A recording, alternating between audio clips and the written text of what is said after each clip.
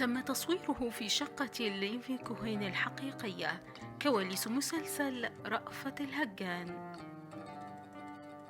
كشف الناقد الفني إلهامي سمير كواليس تصوير مسلسل رأفت الهجان لمحمود عبد العزيز، وقال إن التصوير تم بالكامل داخل مصر بسبب الميزانية. كما أوضح أن التصوير تم في الأماكن الحقيقية لسكن رأفت الهجان. قال إلهامي سمير خلال حوار تلفزيوني لما جم يسافروا علشان يصوروا المشاهد اللي بره، وهم كانوا متفقين مع مراته إنهم هيصوروا في الفيلا الحقيقية، وفعلا طلعوا تصريحات السفر، لكن تم إلغاء السفر لأن الميزانية ما سمحتش، واكتشفوا إن المطلوب هيكون $1,000,000، وميزانية المسلسل كله على بعضه 250 ألف جنيه. وتابع يعني الملحمة دي طلعت ب250 ألف جنيه، وبدأوا يدوروا ازاي يصوروا هنا. يعني مثلا المشهد بتاع الفوج الإسرائيلي اللي راح قبرص صوروه في فندق على طريق مصر اسكندرية الصحراوي.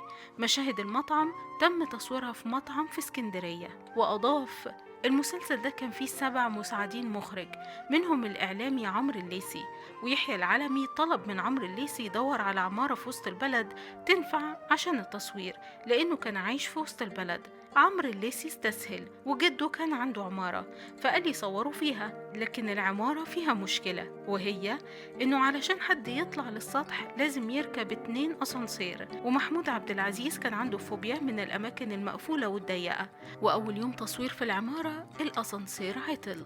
وعن أماكن التصوير الحقيقية قال: بعد فترة اكتشفوا إن الشقة اللي بيصوروا فيها هي مكان سكن رأفت الهجان، وبدأوا يسألوا الناس عنه، واتقال عن ليفي كوهين إنه كان راجل غريب وبيجيله ناس بالليل، وحد قال إنه شافه مرة بيصلي في جامع، واستغرب جدا لأن ليفي كوهين يهودي وبيصلي في الجامع. وكل ده أكد لهم إنهم بيصوروا في المكان الحقيقي، وده طبعا دخلهم في المود أكتر، وكل ده حصل بالصدفة.